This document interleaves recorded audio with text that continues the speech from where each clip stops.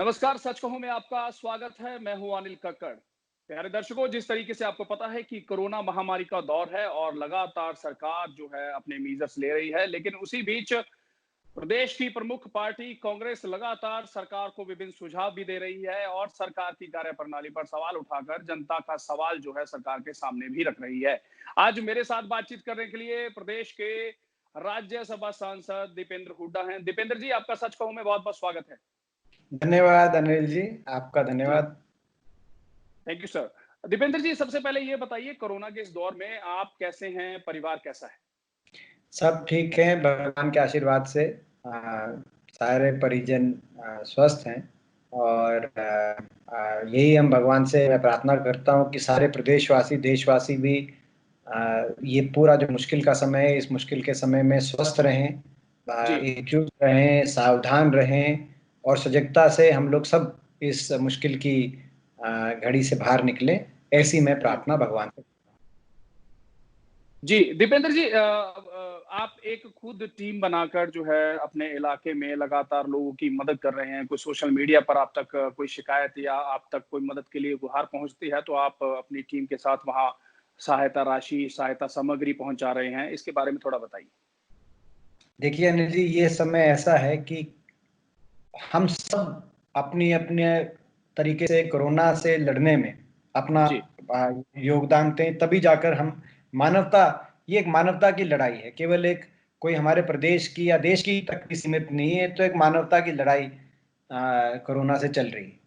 जी, और जी। इस लड़ाई में केवल ये प्रश्न पूछना महत्वपूर्ण नहीं है कि सरकार हमारे लिए क्या कर रही है। हमें ये भी जी। साथ ही साथ ये सब प्रश्न पूछना चाहिए कि हम अपने देश के लिए क्या कर रहे हैं, अपने समाज के लिए क्या कर सकते हैं। और जी। उसी भावना से पहले दिन से ही हमने अलग-अलग तरीके से जो हमारे पूरे जो पूरी टीम है जो जी। मेरे साथ जुड़ी है पूरे प्रदेश में, बाकी आस-पास के पड़ोसी प्रदेशों में भी, हमने हर बात से ऊपर उठकर, राजनीति से भी ऊपर उठ के हम बहुत से साथी साथ आए और जी। हमने कोशिश करी, दोनों तरह से कोशिश करी, राजनीतिक प्लेटफ़ॉर्म पे भी कोशिश कर रहे हैं। हम लोग यूथ कांग्रेस के माध्यम से, एनएसयूआई के माध्यम से जी। कांग्रेस पार्टी का कोई कार्यक्रम होता है, उसके माध्यम से लोगों की मदद करने की, मगर उससे अलग हट के हमने एक टीम बनाई अपनी, कई प्रदेशों में राजस्थान, दिल्ली, हरियाणा, जिसमें जो हमारे गरीब लोग थे, प्रवासी मज़दूर थे, जिनको राशन-भोजन की दिक्कत हो रही थी, जी। राशन-भोजन की, वहाँ तक हम एक-एक जगह तक पहुँच के जहाँ जितना कर सकते थे, जी। भोजन का, राशन का उनका इंतज़ाम किया, हर ज़िलेवार हमने टीम बनाई। उसके साथ-साथ जहाँ से पूरे देश में सोशल मीडिया के माध्यम से हम हमारे पास जो भी रिक्वेस्ट आती थी कि जी। इस फला जिले में 200 आदमी फँसे हुए हैं, उनका इंतज़ाम कराइए, तो वहाँ पे जी। हमने इंतज़ाम करने की कोशिश करी और हरियाणा के जो लोग बाकी देश में जहाँ फँसे हुए थे, जी। उन उन प्रदेशों में भी हमने अपने जानकारों के माध्यम से या तो सरकारों के माध्यम से वापसी की कोशिश करी या वहीं पे उनका कुछ ना कुछ अच्छा इंतजाम हो सके, ये हमने कोशिश करी। पीड़ा की घड़ी में कुछ मलहम हमारी तरफ से लगे। इसके अलावा जहाँ तक हो सके हमने हरियाणा में हर जिले में प्रयास किया कि टीम दीपेंद्र के माध्यम से कुछ सैनिटाइज़र, मास्क जी। जो वस्तुएँ हैं ज़रूरी जिनकी आवश्यकता पड़ती है, वो लोगों में वितरित की जा सके। पहले उनको उनकी हम कलेक्शन करें, अपना स्टॉक में लेके आएँ, जहाँ-जहाँ जो ऐसे समाज सेवी हैं जो देना चाहते हैं और जी। वो कलेक्शन करने के बाद लोगों तक वितरित करें, जितना हो सके, जितना संभव हो सके। जैसे मैंने कहा अनिल जी, सभी अपना-अपना योगदान, कोई कम-ज़्यादा किसी का आकलन नहीं करना चाहिए, सभी का जी। अपना-अपना योगदान है, हमने भी किया। जी, दीपेंद्र जी, मेरा अगला सवाल ये है कि चूँकि प्रदेश में कोरोना जो पीड़ित मरीज़ हैं, उनकी संख्या 1000 से ज़्यादा निकल गई है और जून और जुलाई के जो महीने 2 अगले आने वाले हैं, उसमें विशेषज्ञों ने कहा है कि ये संख्या काफ़ी ज़्यादा बढ़ेगी। और चूँकि सरकार ने लॉकडाउन में राहतें भी दे दी हैं और इंडस्ट्री चालू हो गई है, काम-धंधे शुरू हो गए हैं, लोग मार्केट में आवाजाही कर रहे हैं। दोनों चीज़ों को देखें तो एक तस्वीर ये बनती है कि कहीं जो है स्थितियाँ ऐसी ना पैदा हो जाएँ कि सँभाले से न सँभले। इस पर आप क्या कहेंगे? देखिए ये बड़ी बहुत बड़े प्रश्न का सामना हमारा देश कर रहा है। जी। निश्चित तौर पे जब ये लॉकडाउन लगाया गया और हमने पूर्ण समर्थन किया एक सकारात्मक विकल्प विपक्ष के रूप में क्योंकि सरकार के पास ज्यादा जानकारी होती है अनिल जी, और जी सर। हमने उस समय पूरी आलोचना नहीं करी, पूर्ण समर्थन किया सरकार का, मगर कहीं ना कहीं अगर हम हाइंडसाइट में देखें तो उस समय थोड़ी सी तैयारी की जा सकती थी। हरियाणा में 16 केस थे कुल, देश में जी कुल 400-500 केस थे। जी तो उस समय उन 16 केस को आइसोलेट करके जिन लोगों को जाना था, और उनको एक हफ्ते का समय दे देते, ट्रेनें बसें सारी चल रही थी, या एक एक योजनाबद्ध तरीके से इसको करते तो शायद परिणाम जो देखा गया, जैसे चोट गरीब पे आई, उससे थोड़ी सी राहत मिलती। तो जी एक तो वो था, मगर बहरहाल फिर भी हम सरकार को इसमें ब्लेम नहीं करेंगे, क्योंकि मैंने कहा कि सबसे पहले हमने उसका समर्थन किया, क्योंकि जी। ऐसे समय में जो सरकार ठीक समझती है उससे फायदा भी हुआ है देश का। जल्दी हमने जो हम्म। स्टेप लिए हैं बाकी जी देशों जी के मुकाबले, कोरोना की जो गति है बढ़ने की जी वो जी कम रही जी है, जी। हम्म हरियाणा नहीं पूरे देश। हम्म। अब दूसरी स्थिति है, अब देश में 1.25 लाख से ऊपर, जैसे आप कह रहे हो, हरियाणा में 1,000 से ऊपर क्रॉस हो गया आंकड़ा। जी मगर 2.5-3 महीने के बाद आर्थिक स्थिति डामाडोल हो गई, देश की भी प्रदेश की भी, और हरियाणा जी प्रदेश की तो और ज्यादा, जी क्योंकि भाग्य रहा कि कोरोना से पहले भी हरियाणा जो 6 साल की सरकार रही, और मैं आलोचना हम्म। के तौर पे नहीं कर रहा इस समय, क्योंकि ये जी राजनीति का समय नहीं मानता मैं अनिल जी, मगर एक कमेंट कर रहा हूँ जनरली। जी जी तो 2014 में 60,000 करोड़ का कर्जा था हरियाणा पे, वो बढ़ जी। के 2 लाख करोड़ का हो गया था। दो 6 साल लाख हो की गए। जो हम्म। खट्टर सरकार रही है, भाजपा सरकार रही, जो है हम्म उसमें आर्थिक जो विकास की गति थी वो हम्म। कम हुई। की जी वजह से एक निवेश हुआ नहीं, तो प्रदेश को बहुत सा कर्जा भी लेना पड़ा, बहुत भारी जी कर्जा हो चुका था। बेरोजगारी का दर त्रिपुरा के बाद दूसरे नंबर पे 29% बेरोजगारी प्रदेश में पहुंच गई थी, मतलब जी उस जी तेजी से हरियाणा बढ़ रहा था जो जिस रफ्तार से पहले बढ़ रहा था। तो ये जी पहले ही आर्थिक स्थिति डामाडोल थी, अब 2.5-3 महीने के बाद तो और ज्यादा जी आर्थिक स्थिति हरियाणा की कमजोर हुई। और ऐसे स्थिति में सरकार के सामने बहुत बड़ा ये फैसला है। एक हम्म। तरफ जो लॉकडाउन है वो अगर पूरी तरीके से उसको लागू करते हैं जैसे पहले था उस शेप में, तो बहुत ज्यादा आर्थिक नुकसान होने की तरफ प्रदेश जी बढ़ेगा। और जी उसमें ढिलाई देते हैं तो पूरी ढिलाई दे दी तो ये जितनी तेजी से संक्रमण बढ़ रहा है, ये कहीं बाकी जैसे Europe, America, Asia, south America के अंदर जो मामले देश जैसे जैसे इसके सामने लुढ़क रहे हैं हम्म। कोरोना के सामने, जी वैसी स्थिति ना हो। तो जी बैलेंस करके चलना पड़ेगा। और ऐसे में क्या बैलेंस स्ट्राइक किया जाता है, कितना खोला जाता है, कितना नहीं खोला जाता, उस पे मेरी अपनी राय है। आप पूछें तो मैं बता सकता हूं, मगर जी। जो भी सरकार फैसला करेगी, हम्म। पहले मैं स्पष्ट कर दूं, उस फैसले का हम पूरा सहयोग करेंगे, समर्थन जी करेंगे। जी इस सरकार के पास सारी जानकारियां होती हैं जो हो सकता है आपके और हमारे पास भी ना हो, मगर जी सरकार को हम केवल ये अपनी तरफ से सुझाव देना चाहेंगे कि बैलेंस बैलेंस बना के चलें। बैलेंस बनाया जा सकता है। जी हमने देखा कई जगह, जैसे मैं उदाहरण इसका दूं, हरियाणा का ही उदाहरण दूं, जी जी भादुगढ़ का मामला, भादुगढ़ में इतना तेजी से संक्रमण बढ़ा, जी हरियाणा जी में झज्जर जिले में जी आजादपुर जी मंडी से सब्जी मंडी से आया, गरीब आदमी राइट। बहुत उसमें संक्रमण में आ गए, हम्म। मगर उसको भादुगढ़ को आइसोलेट किया गया, जी बिल्कुल शटडाउन किया गया, आइसोलेट किया गया वहां पे।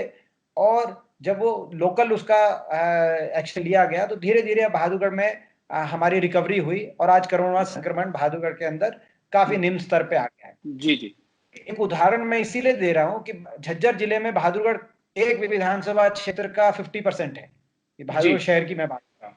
बाकी जी झज्जर झज्जर बादली बेरी वहां अलग परिस्थितियां थी। तो मैं समझता हूं कि इसकी जो भी स्ट्रेटेजी बने, वो जी ऐसी स्ट्रेटेजी बने कि लोकल एडमिनिस्ट्रेशन का बड़ा रोल हो, कि वो अपने जिले में आइडेंटिफाई करें कि कहाँ पे कंटेनमेंट जोन बनाने, वहां की जी स्ट्रेटेजी अलग हो। जहां संक्रमण है ही नहीं बिल्कुल, वहां पे कितनी इकोनॉमिक एक्टिविटी खोलनी है, वहां की अलग स्ट्रेटजी हो। इस तरह की जी मैं समझता हूँ एक स्ट्रेटजी सरकार बनाए, ऐसा जी हमारा सुझाव है। मगर इसके बावजूद अगर सरकार अपने हालात को देखते हुए कोई भी फैसला लेती है, हम उस फैसले का भी हम समर्थन करेंगे। जी। जिस तरीके से आपने कहा कि लोकल लेवल पे एसडीएम, डीसी और इनको जो डीएम है, इनको ज्यादा जो है अथॉरिटीज दी जाएं लोकल लेवल पे, क्योंकि ये ज्यादा जानते हैं जिले के बारे में, इनको ज्यादा पता है लोकल लेवल की चीजें क्या है। लेकिन इसी के साथ दीपेंद्र जी, प्रदेश में इस समय जो सबसे बड़ी जो समस्या किसी के सामने आई, तो वो प्रदेश के किसानों को आई। जब वो मंडी में अपना अनाज लेके पहुंचा, तो उसे बहुत सारी जो ऐसी नई एक्सपेरिमेंट किए गए उसके साथ, आड़तियों के साथ किए गए, उसको बहुत सारी चीजों का सामना करना पड़ा उसे। जो जिस पुराने तरीके से चीजें चली आ रही थी, उसे एकदम से नई चीजों का सामना करना पड़ा। और जो सबसे ज्यादा जो अगर कहे कि समस्या निकल कर आई, वो दोनों के लिए निकल कर आई। आड़ती भी परेशान हुए और किसान भी परेशान हुए। और सरकार जो है अब अपनी काफी दलीलें दे रही है कि धीमी लिफ्टिंग के कारण भुगतान नहीं हो पाया या अन्य वजह गिना रही है। एक आप इस पूरे मामले को आप कैसे देखते हैं? क्योंकि किसान जो है इस पूरे अगर आप कोरोना काल में देखें तो किसान ही एकमात्र ऐसा शख्स रहा जो ना कहे तो कोरोना वॉरियर वो भी रहा, क्योंकि वो लगातार लोगों के लिए सब्जी उगाता रहा, मंडी में पहुंचाता रहा और वो अनाज भी मंडी में लेके आया। अब देश का और प्रदेश का पेट भी किसान भरेगा, लेकिन आज वो स्थिति में है कि उसके पास पैसा नहीं है, घर पे उसके पास खाने को दाना नहीं है, अपनी बच्चों की शादी करनी है, कोई पढ़ाने के लिए बच्चा भेजना, तो उसके पास आज हाथ में पैसा नहीं है। तो इस तरीके इसको आप पूरी स्थिति को कैसे देखते हैं? अनिल जी, आपने बहुत ही एक महत्वपूर्ण बात की है। बिल्कुल आपकी बात से मैं सहमत हूं कि आपको याद होगा जब देश आजाद हुआ था तो 50% से ज्यादा आबादी हमारी कृषि पे निर्भर थी जी और अर्थव्यवस्था भी 50% से ज्यादा कृषि की थी। धीरे धीरे मैन्युफैक्चरिंग और सर्विसेज सेक्टर सामने आए, कृषि पे आधारित अर्थव्यवस्था 16% रह गई, 15% रह गई, मगर आबादी फिर भी 40%, आज भी 30% कृषि पर निर्भर। इस साल भी हम देखेंगे जब ये अर्थव्यवस्था की जो चोट पड़ी है, अर्थव्यवस्था पे जो चोट पड़ी है, उसको उभारने के लिए इंडस्ट्री या सर्विसेज सेक्टर से ज्यादा महत्वपूर्ण योगदान कृषि किसान देगा आपका देश का, क्योंकि कृषि उत्पादन जो है वो किसान के माध्यम से कम नहीं हो रहा। तो किसान की बहुत बड़ी भूमिका है अगर हमारी देश की अर्थव्यवस्था को दोबारा से उभरना है। मगर हरियाणा की सरकार की इस बात में, और मैं कोई राजनीतिक पॉइंट स्कोर करने के लिए कोई बात नहीं कर रहा, मगर इस किसान के मुद्दे पर मैं सरकार के रवैये को थोड़ा दुर्भाग्यपूर्ण मानता हूं, हरियाणा सरकार के। क्योंकि जब ये खरीद का मामला आया तो हमने सुझाव दिया था कि आप ये अभी एक्सपेरिमेंट का टाइम नहीं, नए नए प्रयोगों का टाइम नहीं है, आप किसान संगठनों से बात करिए, आड़ती संगठनों से बात करिए, समन्वय बनाकर पुरानी प्रणाली के तहत और उसी के तहत जो बदलाव लाने वो लाकर अगर तेजी से किसान की खरीद हो सके, उठान हो सके और भुगतान हो सके, अब वो प्रक्रिया अपनाने की आवश्यकता है। हमारी इस सरकार ने नहीं सुनी, चाहे चीफ मिनिस्टर साहब हो चाहे डिप्टी चीफ मिनिस्टर साहब हो, उनके बयान आते रहे अलग अलग, और उन्होंने कहा कि नहीं हम अपने आप देख लेंगे, विपक्ष की बात हमें मंजूर नहीं है। दूसरी ओर पंजाब ने, कैप्टन अमरिंदर सिंह की सरकार ने वो पुरानी प्रणाली के तहत उसी जो हमने सुझाव दिया था, उन्होंने वो उसी सुझाव जैसे खरीद शुरू करी। आज क्या स्थिति है? पंजाब ने अपनी रिकॉर्ड खरीद करी। आज तक पंजाब में इतनी खरीद नहीं हुई आजादी के बाद, सबसे रिकॉर्ड खरीद इस साल हुई पंजाब में। सारी खरीद भी टाइम पे हो गई, पेमेंट हो गई, सारी किसान को भुगतान हो गया। हरियाणा के अंदर पिछले साल, आपकी मैं जानकारी में लाऊं, पिछले साल लगभग 95 लाख टन की खरीद हुई थी लास्ट ईयर, और लगभग 120 लाख टन का उत्पादन हुआ था। किसान कुछ उत्पादन अपने पास रखता है। इस वर्ष हरियाणा के अंदर कुल मिलाकर 67 लाख टन की खरीद हुई है अभी तक। अभी पूरी 67 लाख, गेहूं की मैं बात कर रहा हूं, 67 लाख टन की खरीद हुई है, जिसमें उठान केवल 50 लाख टन का हुआ है और भुगतान लगभग 35 लाख टन का भी भुगतान हुआ। अभी भुगतान ही नहीं हुआ ज्यादातर किसान का, जितनी खरीद हुई है आधे उन किसानों को भुगतान भी नहीं हुआ, जबकि कहा था 72 घंटे के अंदर हम भुगतान दे देंगे। प्रक्रिया ऐसी अपनाई गई, इतनी जटिल प्रक्रिया, ऐसे प्रयोग। देखो, आपदा का समय प्रयोग का नहीं होता। अगर आपको जो है कुछ इस प्रकार से कोई नई प्रणाली लेके आनी है, उसका समय होता है अनिल जी। सबको समन्वय बनाया जाता है, सबको विश्वास में लेकर जो नॉर्मल ईयर है आप करते। आपने ऐसे समय में बेसिक ट्रेनिंग तक किसानों के पास नहीं है सर, उनको ई पास का किसी को, अब किसान कितना पढ़ा लिखा है हमारे प्रदेश का, ये भी जान लेना चाहिए ना। उसको कम से कम कुछ बेसिक ट्रेनिंग पहले मिली होती तो वो इन सारी चीजों से कुछ ना कुछ उसको जानकारी होती। तो वहां जानकारियों का अभाव है और मंडी में किसान भी परेशान और आड़ती भी परेशान। नहीं, आप इसमें एक और उदाहरण आप वो देखें। अब सरकार कह रही है, बीच में उप मुख्यमंत्री जी का बयान आया कि इस वर्ष हमारा टारगेट 75 लाख टन था। कृषि मंत्री जी ने कहा, जेपी दलाल जी ने, कि हमने टारगेट नहीं रखा, दोनों में अलग अलग, मगर टारगेट 75 लाख टन। पिछले साल 95 लाख टन खरीदा गया गेहूं। इस साल पूरे देश में पहले से ज्यादा पैदावार है। हरियाणा में पहले पैदावार इस वर्ष आकलन ये किया था कि 130 लाख टन की पैदावार होगी हरियाणा के अंदर। तो जितनी पैदावार हुई है आपने उसके आधे खरीद पाए हो हरियाणा के जी अंदर।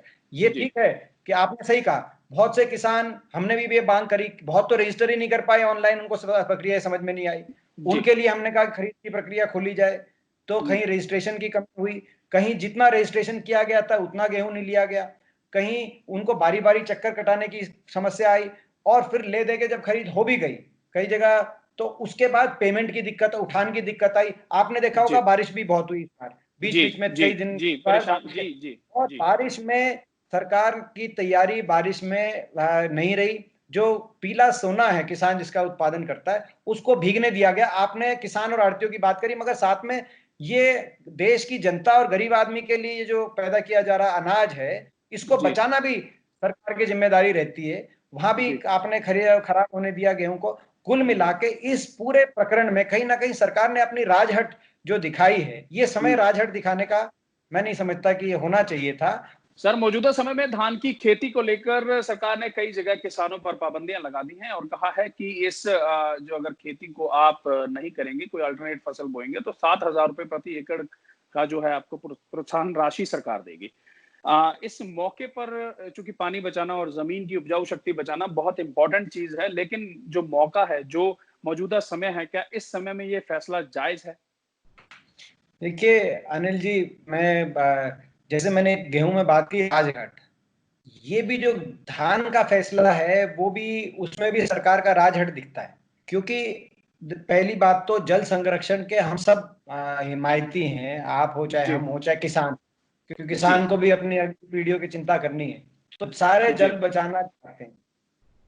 मगर ऐसे समय में इतना बड़ा फैसला लेना कि आप अपनी 40 ब्लॉक हरियाणा में जो है ऐसे बता दिए जाएं, जिसमें जी हरियाणा का एक बहुत बड़ा हिस्सा शामिल हो जाए, बहुत जी जिले शामिल हो जाए, कि भाई उसमें आप आधे आधी जमीन में गेहूं धान की बुआई कर सकते हो, आधी में नहीं कर सकते, जी तो ये बहुत दुर्भाग्यपूर्ण इसको कहा जाएगा। इसे जी इस समय तो कोरोना के समय जब बाकी चीज इकोनॉमी में नहीं चल रही, तो कृषि उत्पादन तो बढ़ाने के सारे फैसले लेने चाहिए थे। इससे तो जी आप कृषि उत्पादन को कम करने का फैसला ले रहे हो, पहली बात। दूसरी बात, जल के लिए यही साल आपने 6 साल में अपनी नीयत दिखाई, जल संरक्षण जी के लिए क्या किया। सबसे पहले ये वही ब्लॉक थे, इसमें उत्तर हरियाणा बहुत शामिल है, जिनके लिए कांग्रेस की सरकार के समय हमने हुड्डा साहब के नेतृत्व में दादूपुर नलवी नहर का निर्माण किया गया था। इस जी सरकार ने, जब सुप्रीम कोर्ट ने कहा कि उसके नहर, और नहर केवल रिचार्जिंग के लिए नहर थी, वो ज्यादा उसके महत्वपूर्ण, ये डार्क जोन ब्लैक जोन जो थे, इनको जी इनमें वाटर वाटर रिचार्ज हो उसके लिए नहर बनाई गई थी। जब सुप्रीम कोर्ट ने कहा कि उसका मुआवजा बढ़ाओ, आपने वो नहर कैंसिल कर दी कुछ सौ जी करोड़ के लिए।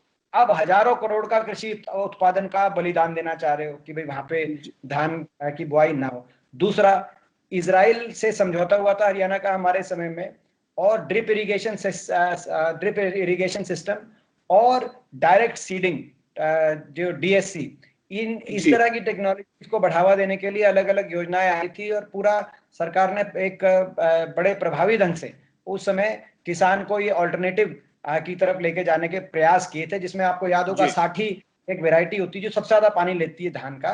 जी हमारी जी सरकार के समय पूरी तरह साठी वेराइटी से किसान को अलग करके बासमती 11-21 जी जी 1409 पूसा लेके जाया गया था, प्रयास किए जी गए जी थे, जी जी सफलतापूर्वक सफल प्रयास किए गए थे। इस जी सरकार ने इस प्रकार से कोई नए प्रभावी प्रयास किए नहीं, केवल दो ही प्रयास किए। पिछले साल एक योजना लेके आई सरकार, जिसमें जी कहा गया कि सब्सिडी देंगे, वो जी जिस किसान ने नहीं बुआई करी उसको अभी तक सब्सिडी उस योजना की मिली नहीं।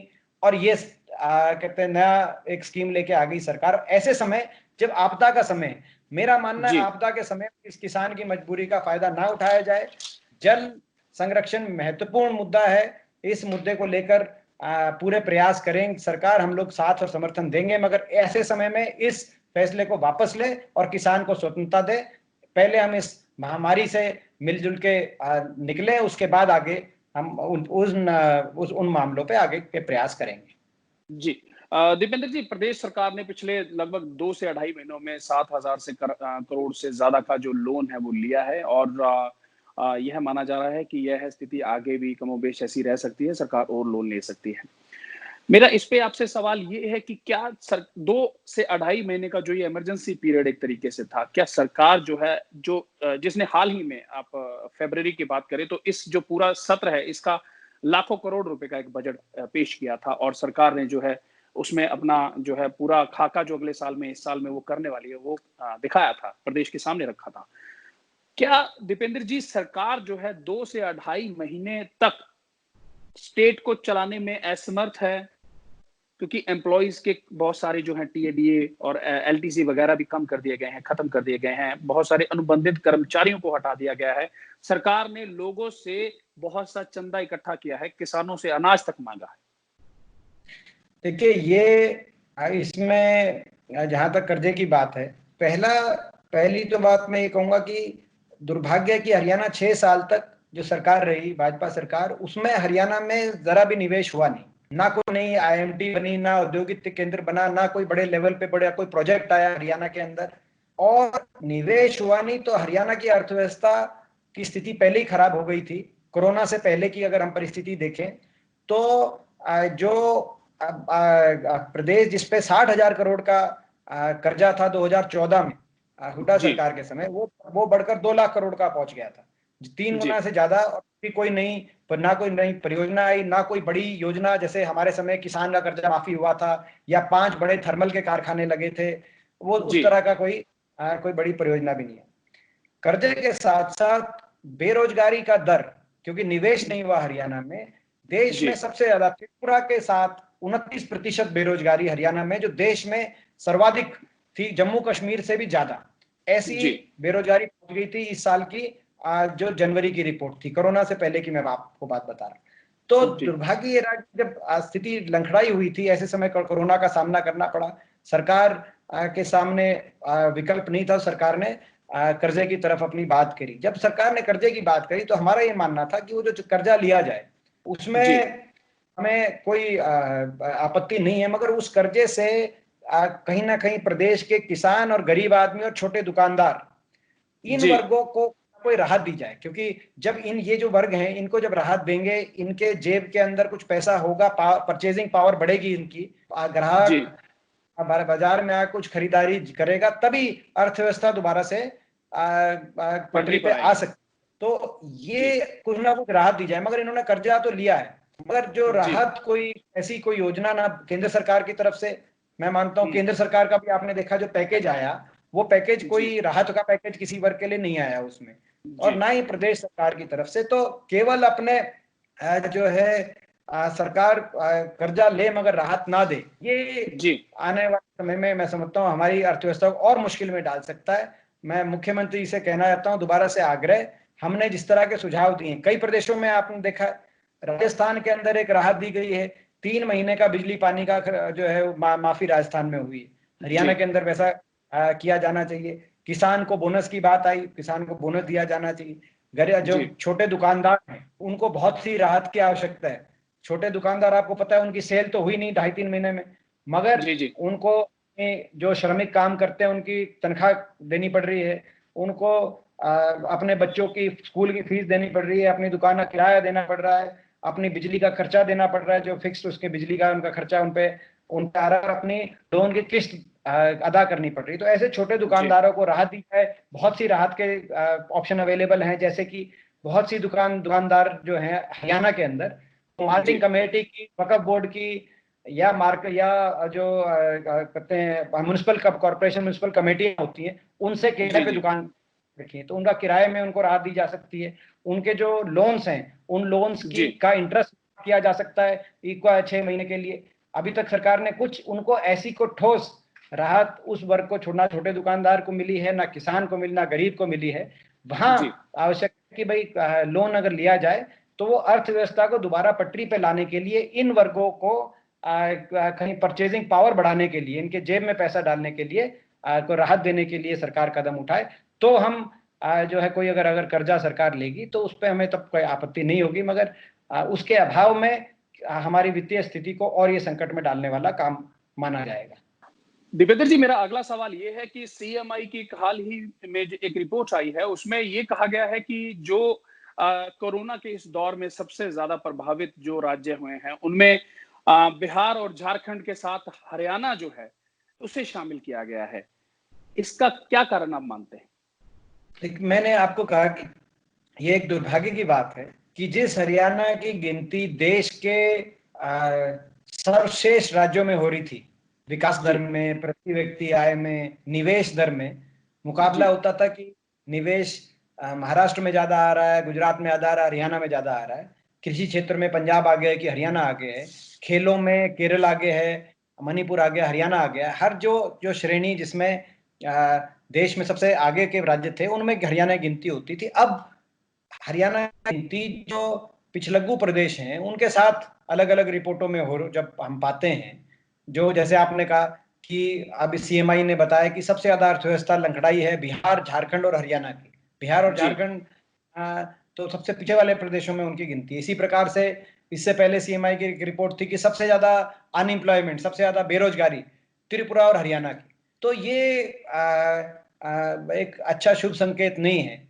ये समय बहुत राजनीति करने का नहीं है, मगर सच सबके सामने रखना भी मैं समझता हूँ एक सकारात्मक मीडिया हो, सकारात्मक विपक्ष हो, सकारात्मक नागरिक हो, उसका कर्तव्य भी है सच रखना। तो ये जो 6 वर्ष के अंदर एक हरियाणा की इकोनॉमी को मिसमैनेज किया गया है, आज इस आपदा की स्थिति में और भी ज्यादा मैं समझता हूँ कि परेशानी में और दिक्कत में हमारी आर्थिक स्थिति हरियाणा की इसीलिए आ गई है। हम उम्मीद करते हैं कि सरकार अब सशक्त कदम उठाएगी। ये मौका भी होता है जब इस तरह की चुनौती आती है कि जब सारे साथ देने को तैयार हैं तो सरकार सकारात्मक कदम उठाए, नकारात्मक चीजों से ध्यान हटाए। हरियाणा में हमने देखा है ये आपदा के समय पिछले 3 महीने से हरियाणा का नाम गलत चीजों की वजह से नेशनल हेडलाइन में जाता है। कभी शराब की कहते हैं इलीगल सेल के बारे में जा रहा है, कभी खरीद नहीं हो रही, गेहूं की पेमेंट नहीं हो रही, इनवेस्ट। तो सरकार अभी थोड़ा सा जो है मैं समझता हूँ कि सरकार समझे कि आज हम मुश्किल की परिस्थिति में है। जब ये सीएमआई जो सारे राज्य बराबर हैं, उन्होंने हरियाणा को सबसे लास्ट अंतिम श्रेणी में हरियाणा प्रदेश की आर्थिक स्थिति को दिखाया है। तो ये एक सीरियस मामला है और इस पे जवाबदेही सरकार की बनती है। जी देवेंद्र जी, मेरा अगला सवाल प्रवासी मजदूरों को लेकर है कि प्रदेश में 8 लाख से ज्यादा प्रवासी मजदूरों ने अपने घर जाने के लिए, वापस अपने गृह नगरों को लौटने के लिए रजिस्ट्रेशन करवाया, जिसमें से 2.5 से 3 लाख जो है प्रवासी मजदूर वापस भेज दिए गए हैं। लेकिन इसी बीच हरियाणा में इंडस्ट्री शुरू हो चुकी है, कंस्ट्रक्शन का काम शुरू हो चुका है। और क्या आप मानते हैं कि अब बड़े स्तर पर मजदूरों की काउंसलिंग की जरूरत है, ताकि चूंकि वो अपने घर वापस लौटेंगे तो वहां भी कोई काम धंधा नहीं है, तो हो सकता है वो कल फिर वापस जो है इधर का रुख करें। तो इस मौके पर क्या सरकार को करना चाहिए, आप क्या सुझाव देंगे? कि इसमें विश्वास बनाना पड़ेगा। ये जो हरियाणा है अनिल जी, इस हरियाणा के विकास की गाथा में उस मजदूर का भी पसीना का उतना ही योगदान रहा है जितना मेरा और आपका। ये हमारा भारत देश की एक है, हमारा भारत देश एक देश है। हम सब मिलजुल कर हम अपने प्रदेश को आगे लेके गए, चाहे हरियाणा की बात। जी, ऐसे समय में उनको मगर ऐसा लगा, मैं आपको बताऊं, क्योंकि मैंने बहुत इसमें प्रयास किया, बहुत जगह प्रवासी मजदूरों के संगठनों से मैं जुड़ा रहा हूं, चाहे गुड़गांव, फरीदाबाद हो, बहादुरगढ़ हो, चाहे रोहतक हो। उनको ऐसा लगा कि भाई उनको जैसे ये प्रदेश उनका प्रदेश नहीं है। जी, उसे कई कारण रहे। सबसे बड़ा कारण ये रहा कि जो सरकार ने तो आदेश निकाल दिए कि सारे फैक्ट्री के मालिक जो हैं उनको अपनी तनख्वाह दें, चाहे छोटी बड़ी फैक्ट्री है, बड़ी दुकान के अंदर को बड़े शोरूम है, तो वो जो जहाँ मगर 29 मार्च के आदेश निकले। मगर क्योंकि फैक्ट्री मालिकों को खुद की कमाई नहीं हो रही थी, मैं उनको भी सारे दोष नहीं, उन पे दोषारोपण करना चाहता। उन्होंने उनकी तनख्वाह पे रोक लगाई और या तो उनको डेफर कर दिया या निकाल दिया। ये कहा कि जिनका उनका पीएफ वगैरह अकाउंट थे उसी में से काटेंगे, इस प्रकार की बातें। दूसरी तरफ मकान मालिकों ने उनसे किराए में जो जिस तरीके से सरकार की तरफ से कोई आने चाहिए थे, कोई कार्रवाई होनी चाहिए थी, वो कोई ज्यादा छूट उनको मिली नहीं। ना उनके बच्चों को स्कूलों में कोई छूट मिल पाई। तो उनके बच्चों के लिए स्कूलों में अलग से कोई बात हो सकती थी कि स्कूलों के अंदर, मगर उनके बच्चों को स्कूलों में भी कोई छूट नहीं मिल पाई। इन सारी चीजों को देखते हुए मैंने जैसे बहुत लोगों से बात करी, उनको उनका विश्वास उठ गया। उनको लगता है कि भाई ये जो है आने वाले समय में भी कोई गारंटी नहीं है कि उनकी जॉब जी से सिक्योरिटी है या उनको सैलरी मिल जाएगी, क्योंकि अभी इकोनॉमी का और बुरा हाल होना है। ये वो आम बात करते हैं। तो जी इसीलिए वो सारी मुश्किलों को सहते हुए कोई आदमी इतनी दूर, क्योंकि हरियाणा में मैं एक बात बताऊं आपको, खाने की जी वजह से कोई हरियाणा से नहीं गया, बाकी प्रदेशों से गए होंगे। जी हरियाणा जी में समाज सेवी संस्थाएं इतनी सामने आई जी इस विषय में। और बल्कि इसमें मैं ये भी कहूंगा कि सरकार भी इसको मानने में कोई परहेज नहीं होगा कि सरकार ने तो हरियाणा में 10-20% का खाने का इंतजाम कराया। जो रिलीफ कैंप भी बना रखे थे सरकार ने, उसमें जी जो जी जिले की, जो शहर की जो समाज सेवी संस्थाएं थी और जो जी निजी आदमी थे, वो आगे आए, जिन्होंने इनका ख्याल रखा। खाने पीने की वजह से कोई नहीं गया, मगर एक जी सिक्योरिटी की वजह से वो गए, जो उन्होंने अविश्वास का भावना उनमें बनी। तो जी जी सरकार को एक विश्वास की अलग जगानी पड़ेगी आने वाले जी समय में। नहीं तो मैं समझता हूं कि आप देखना धान की बुआई में भी, नहीं तो मजदूर तो शायद लोकल मिल भी जाए, मगर धान की बुआई की कॉस्ट ऑफ कल्टीवेशन बढ़ेगी, क्योंकि जी उतने जो है धान की बुआई से, तो एग्रीकल्चर सेक्टर से लेकर मैन्युफैक्चरिंग सेक्टर तक सभी प्रभावित होंगे आने वाले समय में। ये एक चुनौती है सरकार के सामने, और इसमें एकजुटता से हम संदेश देना चाहिए, जिसमें हम जी सरकार का पूरा साथ खड़े होंगे। सरकार प्रवासी मजदूरों को वापस हरियाणा में लाने के लिए, उनको विश्वास दिलाने के लिए जिस भी प्रकार की कोई योजना बनाती है, लेके आते वापस आने के कदम उठाती है, उसमें हम भी बिल्कुल राजनीति से ऊपर उठ के सरकार का साथ देंगे, ताकि सारे मजदूरों का विश्वास एक बार फिर बने और वो हरियाणा की अर्थव्यवस्था को दोबारा से पटरी पे लाने के लिए वापस हरियाणा लौटे।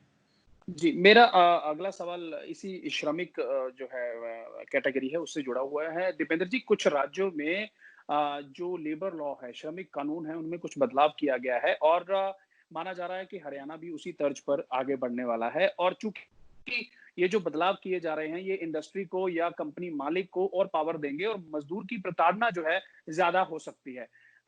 इसके बारे में आप क्या कहेंगे? ये समय शोषण का समय नहीं है, बिल्कुल। देखो, रिफॉर्म एक चीज होती है, लेबर लॉज में रिफॉर्म की आवश्यकता हो सकती है हमारे देश में। वो विषय ऐसा है कि उस विषय पे कई वर्षों से पार्लियामेंट में भी बहस हो रही है। जी, सारे मंत्रालय भी उस पे चिंतन कर रहा है। मगर इस समय, जैसे किसान के साथ मैंने कहा कि राजहट दिखा के शोषण करने का किसान का, ये समय नहीं है नए जी, प्रयोग करने। जी, क्योंकि जी, जी, अ, इस समय कोई भी, आप ये समझें, ना कोई राजनीतिक सामाजिक एक्टिविटी पे भी रोक लगी हुई है, कोई अपनी बात प्रभावी ढंग से उठा भी नहीं सकता, चाहे किसान संगठन हो चाहे मजदूर संगठन हो। अगर आप जी, कोई ड्रैकोनियन कोई इस तरह का कानून लेके आएंगे जिनसे उनके अधिकारों पे कुठाराघात होगा, तो वो किस प्रकार से अपनी बात रखेंगे। प्रजातंत्र में तो उनकी बात सुनने का भी हमारे संविधान में प्रावधान है, मगर अभी वो प्रजातांत्रिक जो अधिकार हैं उन पे कैंची चली हुई है, वो कोरोना की एक जिस तरह की स्थिति है उस वजह से। हुँ, तो मैं समझता हूँ ये समय इस प्रकार के कानूनों को बहुत ज्यादा आगे लेके जाने का नहीं है। समय जी, जो फैक्ट्री के मालिक हैं उनको राहत देने का समय जरूर है, उनको राहत दी जी, जाए, ताकि वो ये ऐसे सक्षम हो कि अपने मजदूरों को सैलरीज दें, अपनी प्रोडक्शन को दोबारा से शुरू करें। कई जगह शुरू भी किया, हरियाणा में काफी शुरू भी हुआ है, ऐसा नहीं है, और बाकी जी, प्रदेशों में भी शुरू हुआ है, जो रिपोर्टें आ रही हैं। तो जी, उनको प्रोत्साहन दिया जाए। प्रोत्साहन, इस समय प्रोत्साहन ही मैं समझता हूँ कि एक रास्ता ऐसा है जो सबसे उत्तम रास्ता है। जी।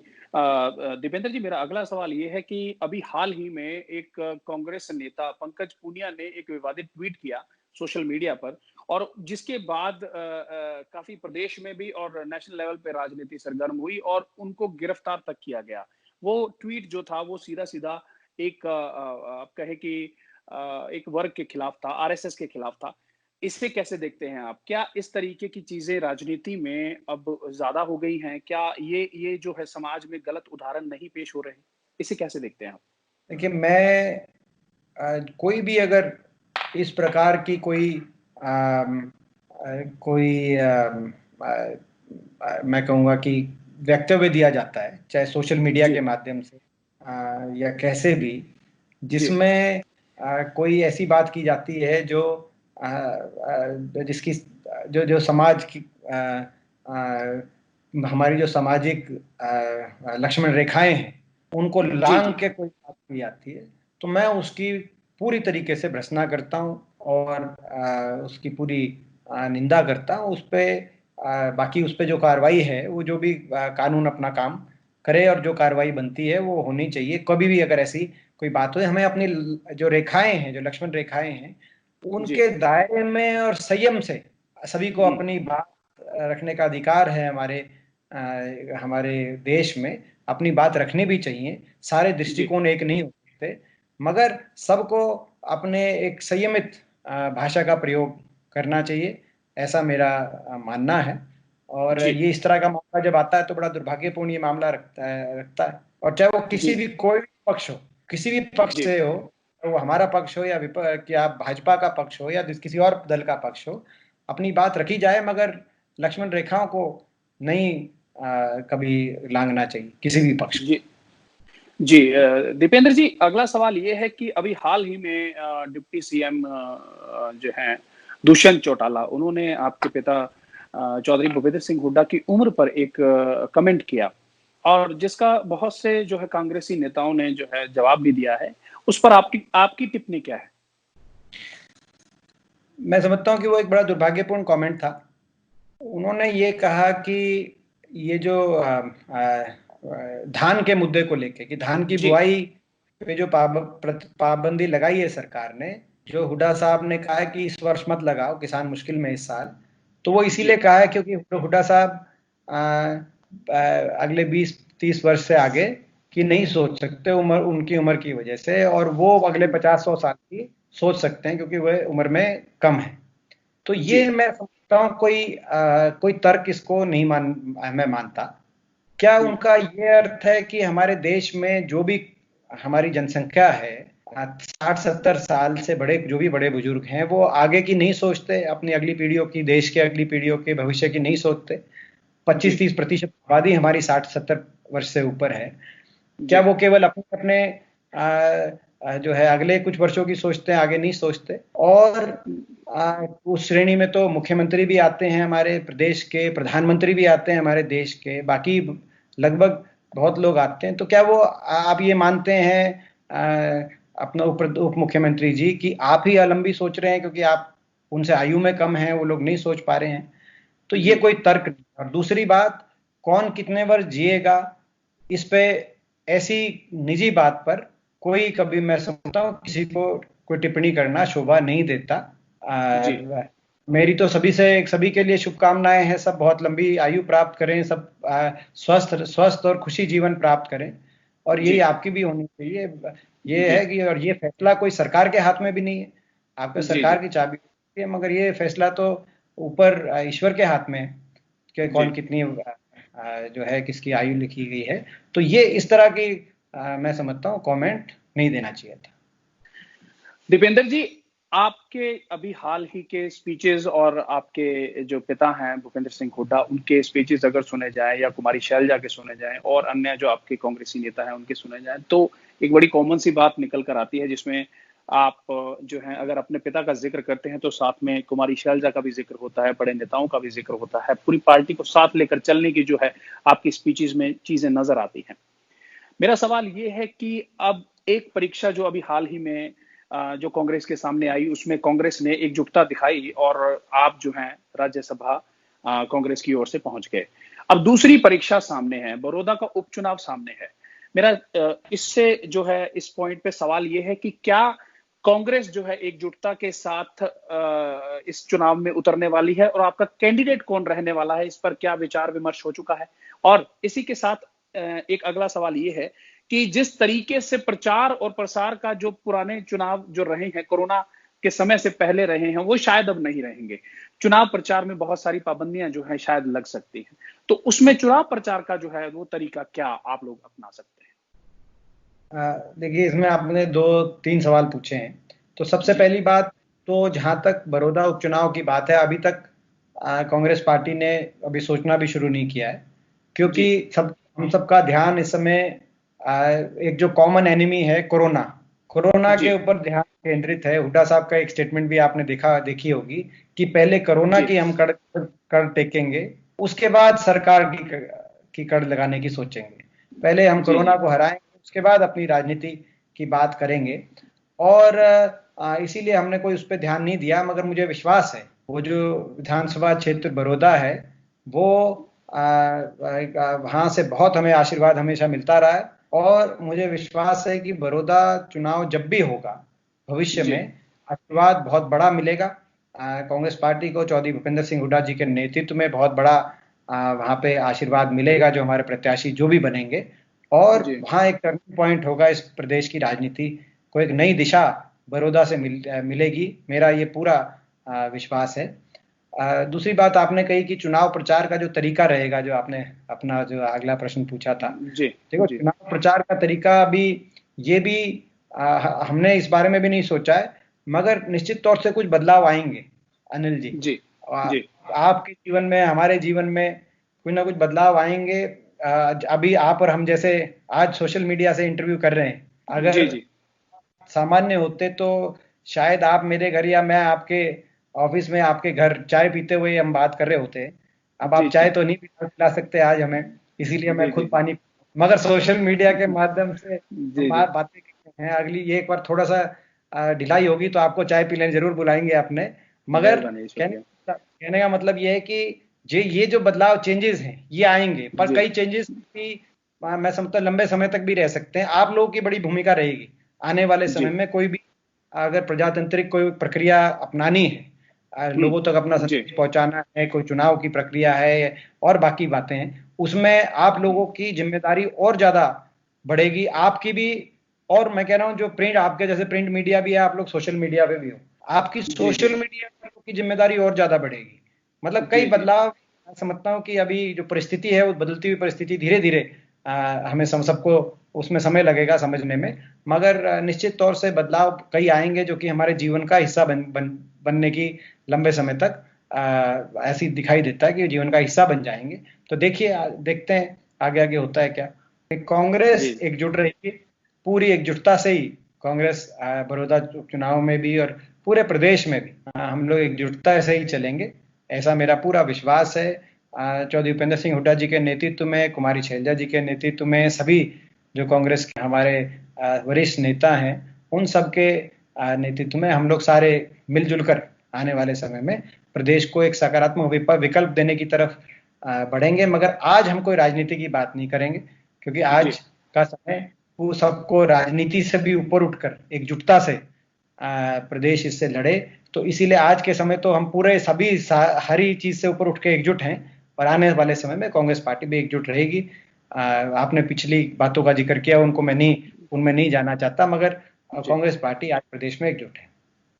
अगर आपने राजनीति की बात की, एक ऐसा मुद्दा है जिसमें प्रदेश में बहुत बड़ी लेवल की राजनीति हो रही है। अभी हाल ही में एक शराब का जो मामला सामने आया था, लॉकडाउन के अंदर शराब जो है बड़े लेवल पर बेची गई और गोदामों में से चोरी हुई बकायदा, और उस शराब को बेचा गया। इसके लिंक जो हैं दीपेंद्र जी, पहली जो प्राइमा फेसी जांच हुई है उसमें कई निकल कर आए हैं। कुछ लोग इसमें राजनीति कर जो व्यक्ति सामने आए हैं उनको कांग्रेस के साथ जोड़ रही है, कुछ को जेजेपी के साथ जोड़ रही है, कुछ को कहीं जोड़ा जा रहा है। आप मान करते हैं कि इस मामले में कोई हाई कोर्ट के सिटिंग जज से या कोई सेंट्रल इन्वेस्टिगेशन एजेंसी से इसकी जांच की जाए? क्योंकि एक एसआईटी जरूर गठित हुई है, और एक जो प्रदेश के गृह मंत्री हैं अनिल विज, उन्होंने एक टीम जरूर बनाई है, जो एक आईएएस अफसरों की टीम है जो जांच करेगी। जी जो उन्होंने टीम बनाई है वो एक, जी मैं कहूंगा कि टूथलेस टाइगर कहेंगे।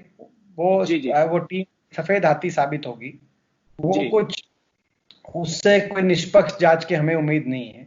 हालांकि गृह मंत्री जी ने इस पे शुरुआत में बड़ी स्पष्टता से और बात कही थी, स्पष्ट बात कही थी कि भाई ये जब तक पूरा उन्होंने कहा, पहले दिन उनकी स्टेटमेंट ये थी कि एक्साइज डिपार्टमेंट पूरा इसमें शामिल है और कई पुलिस जी के अधिकारी भी इसमें शामिल थे। तो जब इतने जी बड़े लेवल पे जब एक्साइज डिपार्टमेंट की पूरी तरह शामिल होने की बात कही जाए, पुलिस के आला अधिकारी कहीं शामिल होने की बात की जाए, तो यानी कि कोई इन सब लोगों की कौन कोऑर्डिनेशन कर रहा था?